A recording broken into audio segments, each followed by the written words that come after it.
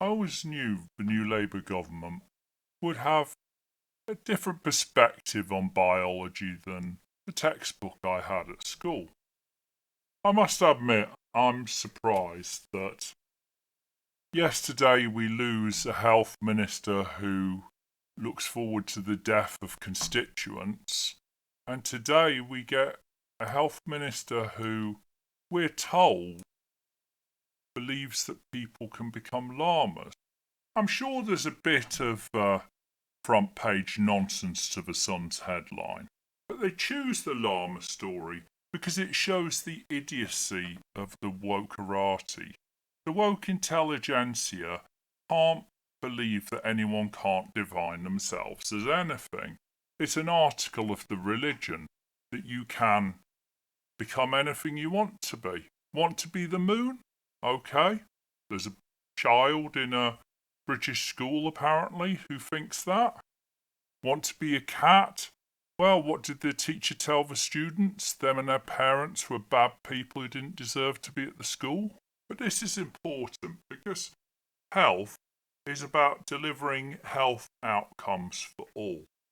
I would certainly not suggest that transgender people deserve a single bit less care or attention than anyone else.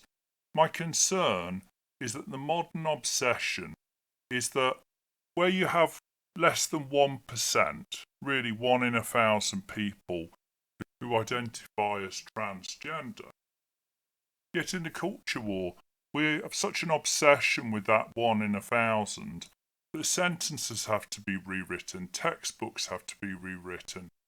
There is an obsession that in no way will that 1 in 1,000 be forgotten in any conversation. This is why we have the embarrassing sight of Keir Starmer squirming on a TV interview, unable to describe what a woman is. 20 years ago, everyone I know could have defined a woman with a click of their fingers. It was very easy. But now it's the most mysterious question in the universe, and normally defined by self-referencing. 1 in 79 people has sickle cell deficiency. How many times does it get mentioned on the news? How many times does it get mentioned by the health minister? No, because it's nowhere near as important as the 1 in 1,000. It's a religious zeal about the woke obsession. It has to be squeezed into TV shows. It has to be thought of when rewriting user guides for how to talk to passengers on railway trains. Put it in your movie, you might get 13 Oscar nominations. It's a modern day obsession, and it does have a religious zeal. I had Protestant friends who used to laugh about how Catholics used to debate how many angels could dance on the head of a pin centuries ago. Well, they don't do that anymore because they realised that it had no merit and was unprovable. But just as that was considered worthy of debate, and phrenology was considered an acceptable science 150 years ago, now everything has to bring in transgender.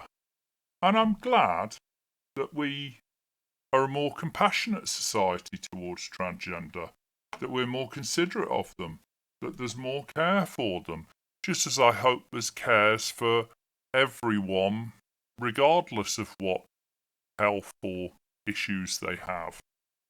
But with woke comes not a hierarchy of needs, but a hierarchy of oppression. Because transgender almost top the league of oppression, they have to be considered first before everything. There was a story recently about how couples who were wanting fertility treatment had to be deprioritised because transgender people wanting fertility treatment had to take preference. It's equity over equality. Why should they have less or more access? So I knew when Labour came in that they would have some exotic views on biology. But to have a health minister who supposedly has said that people can be llamas and women can have penises, is rather alarming, because we already seem to have a lot of tailoring of previous medical texts in order to ensure that nurses are trained to ask men whether they're pregnant when they're getting an x-ray or giving blood. Because they could be, right? Because there was one man in America who was. Why did The Sun put the llama story on their front page?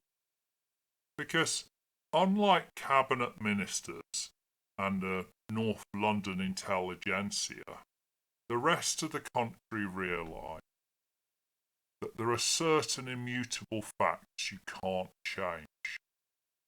Well, few of us can identify the difference between a llama and alpaca other than saying, well, that one's an alpaca. Or when we put on a jumper, we all know the difference between a llama and a human. Apart from the health minister, it seems.